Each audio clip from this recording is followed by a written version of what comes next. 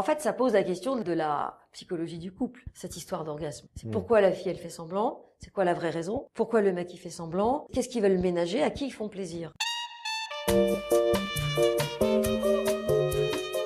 Sodomie la première nuit, y avez-vous réfléchi?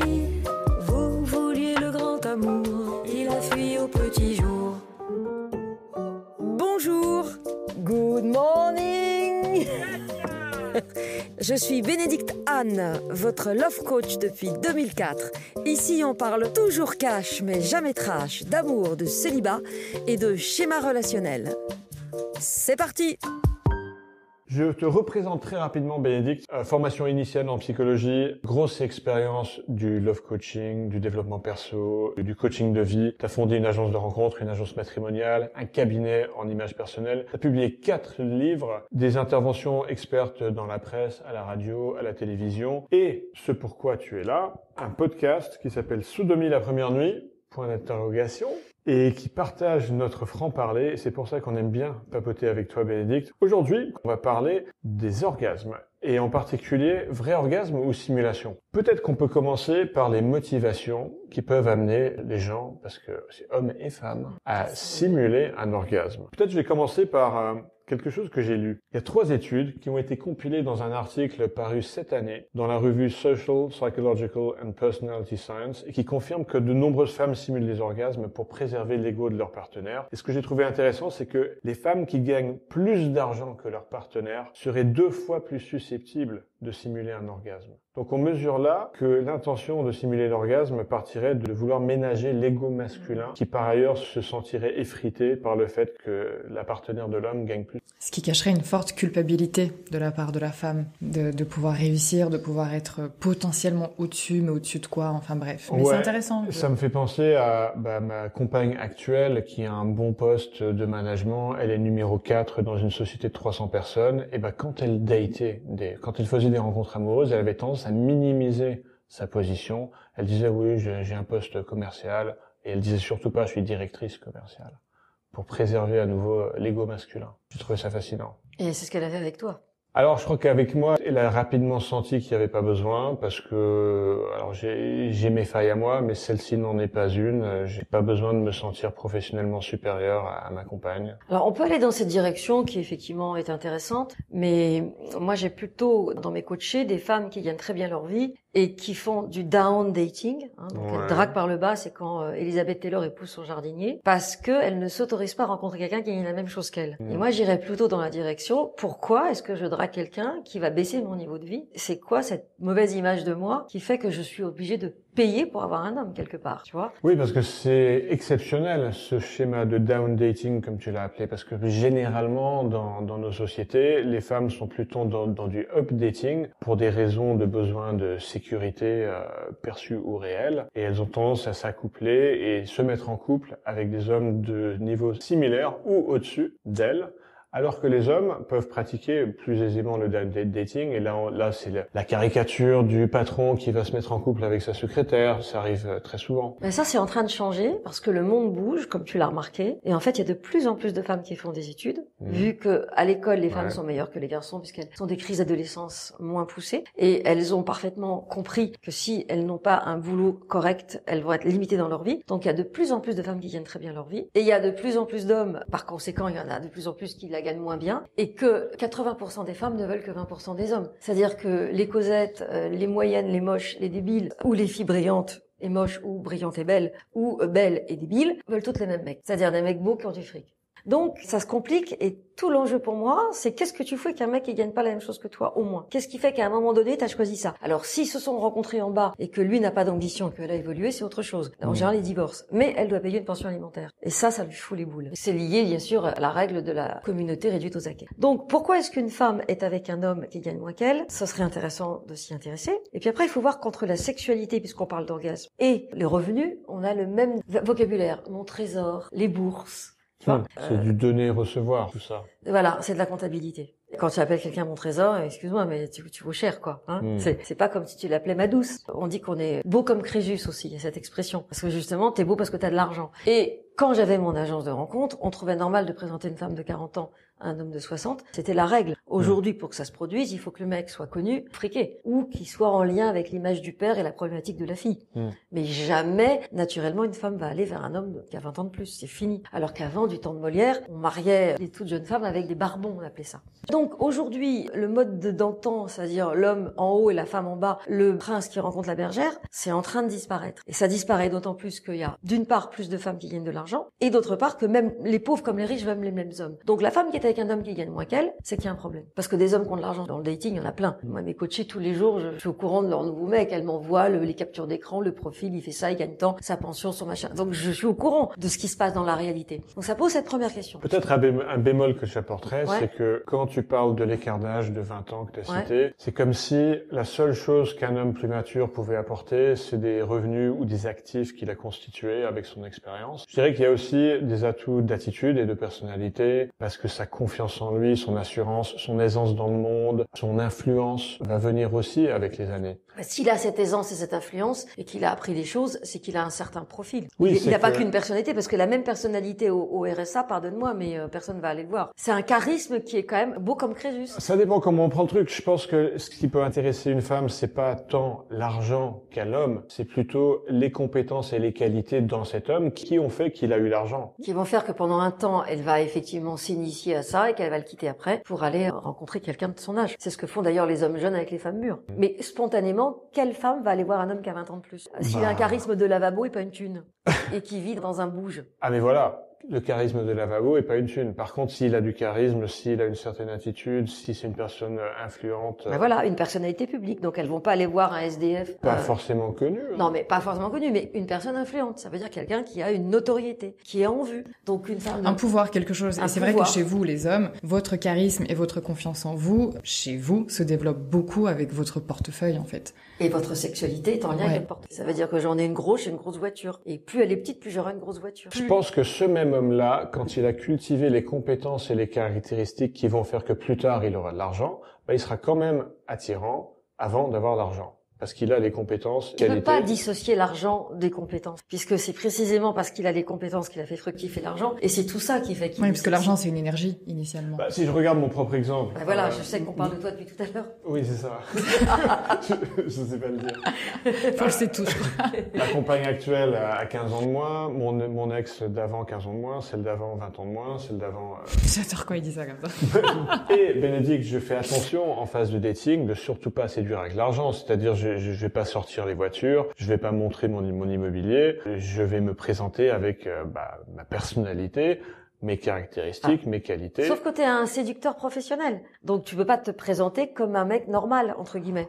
En plus, tu es frais comme un beurre qui sort de la batte. Donc tu fais pas du tout ton âge. Et en plus, t'es beau gosse. Donc je m'entretiens, oui. Ça fait 3 raisons pour voir ton si j'avais la bedaine de mes 48 ans, oui, ce serait pas la même. Voilà, t'aurais la bedaine, t'aurais pas de cheveux, tu serais moins frais, tu loucherais, et tu aurais pas l'expérience de la drague que tu as. Excuse-moi, mais tu serais pas sexy pour 2 ronds. Donc arrête de te projeter dans ce que je raconte. Okay. Tu illustres parfaitement ce que je viens de dire, en fait. D'accord. Voilà. T'as des acquis, t'as des bagnoles de collection, t'es beau gosse, tu sais faire, tu t'entretiens, bah oui, évidemment. Okay. T'aurais 60 piges et tu serais ruiné, t'aurais pris du ventre et perdu tes cheveux, bah je pense pas que t'aurais le même talent avec les filles qui ont 15 ans de moins que toi. Mais je serais peut-être ruiné un jour, sauf que ce sera une mauvaise passe de laquelle je vais sortir. Voilà, donc tu vois bien que tu considères que être ruiné, c'est une passe. Parce que je peux perdre mon argent, mais je peux pas perdre les qualités et les compétences que les années m'ont apportées. Ouais, mais inconsciemment, ça t'affecterait. Et je connais beaucoup d'hommes d'un certain âge qui ont été des entrepreneurs, qui ont eu beaucoup d'argent, qui ont subi des pertes, et crois-moi que leur confiance en eux part avec eux. Parce que c'est dans l'histoire dans laquelle... Déjà, j'ai pas la même situation financière que j'avais il y a 10 ans, et oui, je le sens. Et souvent, ça amène des divorces, ce genre de truc. Et l'impuissance également. Et l'impuissance, tu vois, parce que l'homme, en fait, il était admirable et il ne le devient plus. Et comme tu le sais, les femmes ont besoin, entre guillemets, d'admirer ça, pour en parler pour des heures. Donc pour revenir à l'orgasme, quand elle gagne plus que le gars et qu'elle ne veut pas l'humilier, si déjà il gagne moins qu'elle et qu'en plus il la fait pas jouir, là le mec, il a plus qu'à tomber en déprime. Ok. Effectivement, ton étude a raison. C'est pour préserver son ego, mais c'est aussi pour préserver sa sécurité. Parce qu'un gars qui est déjà jaloux parce qu'elle gagne plus, en ayant la chance qu'il ne l'exprime pas par des comportements, des réflexions et des humiliations, c'est classique ça aussi. Si, en plus de la jalousie, il a plus rien dans la culotte, là c'est fini. Ouais. Mais à mon avis, elle a jamais vraiment joué avec lui. Et c'est à l'origine qu'elle aurait dû se poser la question. En fait, si on regarde bien l'orgasme, tu enregistres les femmes, entre elles et leurs mains, ça se passe très bien. Donc, t'as beaucoup de femmes, je dirais 80% des femmes jouissent très bien entre elles et elles. Ouais. Donc, leur capacité orgasmique, elle n'est pas atteinte. Ouais. Après, quand il s'agit de se faire pénétrer, elles n'ont pas toujours la capacité exprimée à pouvoir se caresser en même temps. C'est un peu con parce que tu te caresses en même temps, l'orgasme clitoridien déclenche l'orgasme vaginal. C'est basique. Et un homme avec une bouche et ses deux mains, il peut faire un triple orgasme à une femme. Anal, vaginal, clitoridien. Donc, techniquement, c'est pas très compliqué. Donc, c'est pas là que ça se passe. Après, je pense que dans l'usure du couple, il y a des femmes qui jouissent pour que ça se finisse plus vite. Alors, soit parce que le mec, elles ont plus envie, mais elles continuent à le faire pour pas que leur mec aille voir ailleurs, chez les femmes d'un certain âge. Soit c'est parce que le mec, il a jamais été bon, et puis elles étaient obligées de se démener tellement pour jouir que ça les saoule, elles n'ont plus envie, c'est plus leur urgence. Donc elles font semblant pour que ça aille plus vite. Mais côté masculin aussi, un homme peut simuler un orgasme parce qu'il trouve qu'il commence à se faire chier, c'est un peu long. Ouais, sauf que la fille, elle va regarder la quantité de sperme qui sort. Et c'est là qu'il va se faire couillonner. Ouais. Et c'est pour ça que j'ai des coachés qui viennent me voir en me disant, mon homme, il jouit, mais il éjacule pas. Donc je soutiens l'homme en disant, tu sais, dans le tantra, on jouit sans éjaculer. Mais en réalité, le mec, il n'arrive pas à jouir. Parce que jouir, c'est donner quelque chose. Donc, en fait, ça pose la question de la psychologie du couple, cette histoire d'orgasme. C'est pourquoi la fille, elle fait semblant. C'est quoi la vraie raison? Pourquoi le mec, il fait semblant? Qu'est-ce qu'ils veulent ménager? À qui ils font plaisir? Et très souvent, tu vas finir en faisant ton enquête sur, je veux pas blesser maman. C'est ça. Le fameux on est 6 au lit, tu te rappelles? On est 6, t'es gentil. On est beaucoup plus que 6. Les grands-parents, les ancêtres. Voilà. Non, mais ça va sur au moins les parents de chacun et les grands-parents. Oui, c'est ça, les grands-parents des deux côtés. Donc ça te fait 2, 4, 6. Bah, chez l'homme aussi, il peut y avoir une pression sociale pour être un bon coup, entre guillemets. Et donc, être un bon coup, c'est pas forcément éjaculer. Bah, dans être un bon coup, c'est déjà bandé. Ça peut l'être. C'est vrai. Mais ça peut être aussi, si j'éjacule, elle me prend quelque chose. Le vagin denté. Ah là là là. Donc l'orgasme, ça pose en fait la seule question, comme toute question en thérapie, c'est qu'est-ce qu'il y a derrière. C'est toujours la même chose. En fait, ça c'est un mode opératoire, un ajustement. On a l'impression dans la croyance collective que c'est quelque chose qui concerne surtout les femmes. Il y a quand même plus de femmes qui simulent que d'hommes qui simulent. Ouais, on est d'accord. Parce que la plupart des hommes, une fois qu'ils ont joui, ils sont contents, ils sont déchargés. Mais alors, j'aimerais qu'on adresse l'éléphant dans la pièce. Parce que, ok, on connaît la scène du restaurant quand Harry rencontre Sally. C'est Meg Ryan qui simule verbalement un orgasme, elle pousse des cris, c'est très réaliste. Mais quelles sont les caractéristiques d'un orgasme? C'est pas juste des cris. Par exemple, il va y avoir une mouillure soudaine et abondante. Par exemple, il va y avoir une sudation peut-être dans le dos. Tu sens au niveau du dos s'il y a un orgasme. Il va y avoir des spasmes musculaires, des contractions dans les doigts, dans les pieds, dans tous les membres, comme si la nana était en train d'avoir une attaque, un AVC ou je ne sais quoi. Des tremblements. Il peut y avoir des tremblements, il peut y avoir des yeux qui se retournent dans leurs orbites, des pleurs pendant ou après. Donc, alors, ce que je comprends pas, j'ai l'impression qu'un vrai orgasme, on le reconnaît tout de suite, sauf si on est puceau. Alors, c'est quoi cette histoire? Toutes ces caractéristiques ne se simulent pas. On peut pas simuler ces spasmes-là. Mais il y a plein d'hommes qui ne font pas attention à ça, à ce que tu viens de décrire. Peut-être que c'est de l'inexpérience masculine. Déjà. Mais surtout, il y a un truc, ça va être très gore comme exemple, mais quand une fille se fait violer, le corps se met en mode survie pour pas déchirer les tissus. Et elle va mouiller pour supporter la pénétration. Alors bien sûr, elle va se dissocier de son corps, regarder la scène de loin, etc. C'est comme quand la gazelle se fait bouffer par le lion. Il y a un figement et il y a le corps qui s'adapte pour qu'elle ne sente pas la douleur. Donc la fille se fait violer, le mec va dire « Ah ben elle aimait ça, elle a mouillé ». En fait, le corps se protège. Donc je pense que dans la manière de vouloir préserver l'autre, le corps va faire en sorte que ça choque pas. Elle va peut-être rebouger ce qu'il faut en contractant son vagin ou en se tortillant, en faisant un truc un peu hystérique pour que l'homme ait l'impression qu'il y a quelque chose qui se passe physiquement. Pour peu qu'elle ait un peu chaud, elle va pas avoir de mal à transpirer. Et pour peu que le gars ait vraiment envie d'imaginer qu'il est le meilleur coup du monde, il va pas non plus rentrer dans les détails. Et de toute façon, tout le monde a envie que ça se passe bien. Lui, il a pas envie de voir, elle a pas envie qu'il voit, donc ça arrange tout le monde. Le déni. Le déni. Mais là où il va s'en rendre compte, c'est le jour où ça fait genre 3 mois qu'ils ont pas fait l'amour pour des raisons X ou Y, que là, quand même, elle a son... Alors 3 mois, alors ça dépend de l'âge qu'elle a. Hein. Que là, elle a son corps qui réagit et elle va être là pour le coup comme une chienne. Et là, il va se dire, oh putain, t'en avais envie aujourd'hui. Et là, il va percuter que finalement, avant, c'était un peu plat. Mais il va juste se le rappeler sur l'instant, une fois qu'il aura joui, ce sera autre chose. Et ça sert à ça, le cerveau aussi. Finalement, c'est un gentleman agreement, c'est un contrat. Après, les filles qui font exprès de dire aux mecs qu'elles n'arrivent pas à jouir pour les mettre en difficulté, ou qui ne veulent pas faire semblant mais qui ne jouissent pas, mais qui s'arrêtent au bord, les gars, ils sont à côté en se disant « je suis pas à la hauteur ». Certaines femmes ont un chemin d'accès au plaisir qui est plus compliqué ou escarpé que d'autres. Parce qu'elles, c'est Certaines dans leur femmes tête. jouissent plus facilement. C'est aussi dans leur tête. S'il y a un interdit judéo-chrétien, regarde, je te donne un exemple. Oui. Tiens, je te donne un exemple très concret. Ça part d'une fille qui vient me voir parce qu'elle grignote et qu'elle est en surpoids. On est sur un truc basique. Je lui demande à quel moment elle grignote. Elle grignote le soir quand elle a ses mômes qui lui mettent la pression. D'accord? Je lui demande à quel moment elle a senti la pression. Et elle arrive direct. Elle a 12 ans, elle a des seins de super vixens. Dans sa tête, elle a 8 ans et demi. Elle est obligée d'aller en camp de naturiste parce que c'est le trip de son père. Il y a un mec qui la drague, qui lui fait des avances. Elle comprend rien parce qu'elle a 12 ans et dans sa tête, hein. Et elle a une dame qui dit, mais monsieur, qu'est-ce que vous faites là? Et là, elle percute. Et là, on découvre que le père oblige jusqu'à ses 20 ans tout le monde à aller en camp de naturiste, qu'il prend des photos et qu'elle va plus chez ses parents parce que, comme il y a une piscine, quand elle y va, le père va mettre la pression pour que tout le monde soit à poil. Et ça, elle veut plus, tu vois. Alors, donc pour elle, être une femme sexy, c'est attirer le regard des hommes, c'est un objet sexuel. Donc, dès qu'elle peut, elle mange pour surtout ne pas être trop désirable. Et du coup, l'orgasme va avec. Parce que jouir, c'est jouir avec un corps de fille désirable et donc c'est impossible. Mais si tu fais pas le chemin, faut aller voir un diététicien. En fait, la fille, elle a toujours 10 kilos de trop pour ne pas être désirable. Et se protéger. Et se protéger. C'est ça. Donc, tu vois, l'orgasme, ça peut être aussi quelqu'un qui, regarde, quelqu'un qui a été attouché. Et c'est là, on n'en parle pas souvent parce que c'est un sujet tabou. Qui a été attouché, mais ça s'est fait avec quelqu'un de gentil, qui donnait de l'attention quand les parents étaient pas là, pas dispo, humiliant. Ça peut être un frère aîné, ça peut être un oncle, un ami de la famille. Et ça se fait très progressivement, avec beaucoup de gentillesse. Et du coup, c'est pas forcément désagréable quand c'est pas fait n'importe comment. Si tu touches le clitoris d'une petite fille, si c'est bien fait dans un contexte de sécurité, c'est pas forcément désagréable et c'est ça l'ambivalence. Et donc, le problème, c'est qu'elle ressortait un certain plaisir et surtout beaucoup d'attention et de tébelle et de valorisation. Et ça crée une culpabilité. Et surtout, c'est un truc qu'on raconte pas parce qu'on a honte, parce qu'en même temps, il y a la honte, il y a l'excitation. Et ça va probablement, sexuellement, amener à un interdit. Je donne cet exemple parce que je l'ai vécu plein de fois.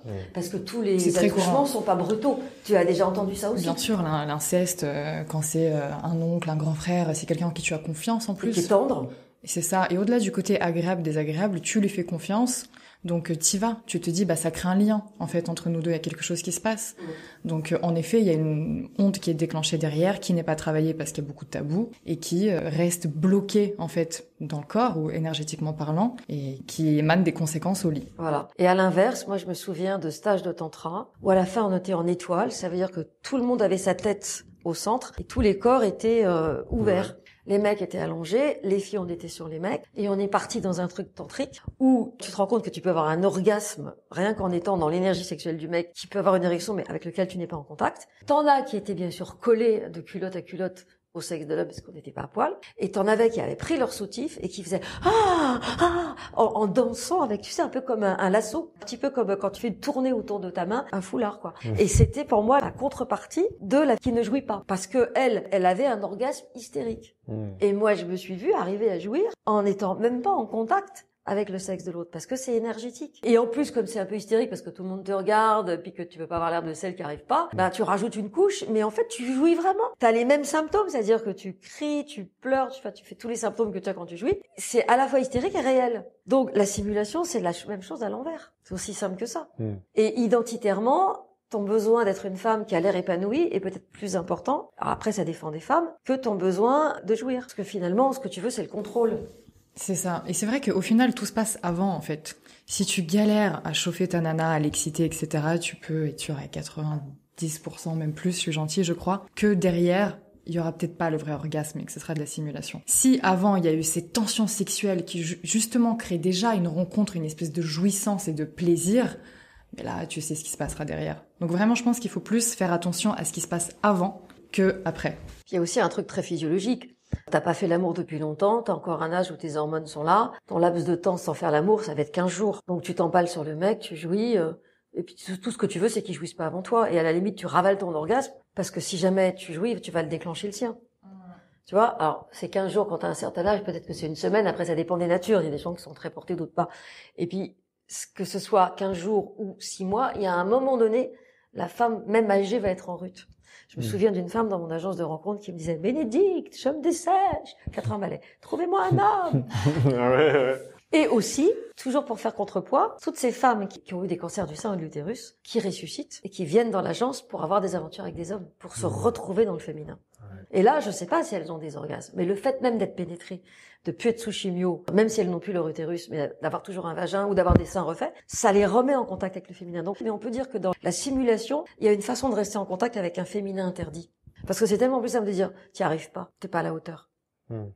Alors que le féminin, c'est comme celle qui accueille, qui donne une place à l'homme. Dans cet épisode, on a parlé d'orgasme versus stimulation, et je crois qu'il faut aussi dire qu'une relation sexuelle, ce n'est pas qu'une course à l'orgasme. Et on peut avoir des rapports valables sans aller jusqu'à l'orgasme, sans se mettre cette pression-là, qui peut être contre-productive, parce qu'il n'y a rien de pire que quelqu'un qui essaye de faire jouir quelqu'un d'autre à tout prix. Donc on peut avoir cette permission-là, ce lâcher-prise-là, d'avoir une relation sans orgasme systématique. Puis moi, ce que je vois très souvent, c'est des femmes ça se passe bien, c'est agréable, elles ne jouissent pas, et puis vite fait en douce, elles s'en font une petite main et 4 orgasmes dans les 5 minutes, quoi. Parce qu'elles savent faire, elles ont une façon de faire, et là, elles font trembler. C'est ça, j'ai entendu dire, et dès qu'il part sous la douche, hop. Voilà. Et voilà, elle a sa satisfaction. Elle a eu l'ocytocine et la tension, et là, elle a la tension sexuelle. Après, ça va mieux. C'est quoi, une fois, les gens, quand ils n'arrivent pas à dormir, ils se caressent. C'est classique, hein. Les hommes, ça marche direct. Ouais, je confirme. Bon. Ok. Eh ben, merci Bénédicte pour ta sagesse et cette énergie. Ouais, c'est toujours fun et instructif et passionnant de discuter avec toi. Et ben, j'espère à la prochaine. N'hésitez pas à suivre Bénédicte Anne, qui a un podcast, une chaîne YouTube, des bouquins. Et des cafés de l'amour à Paris et parfois en province. Oui, absolument. D'ailleurs, le café coaching, il se passe où? Au Café du Pont-Neuf, à l'étage, à 19h30. Ok. Merci d'avoir écouté ce podcast jusqu'au bout. Il y en aura 2 par mois, les 2e et 4e vendredis du mois. Vous trouverez des infos sur mon site internet www.benedictanne.fr. J'ai aussi une chaîne YouTube dans laquelle vous trouverez plein de contenus. Merci de mettre un commentaire positif pour encourager les podcasts à venir. À dans 2 semaines.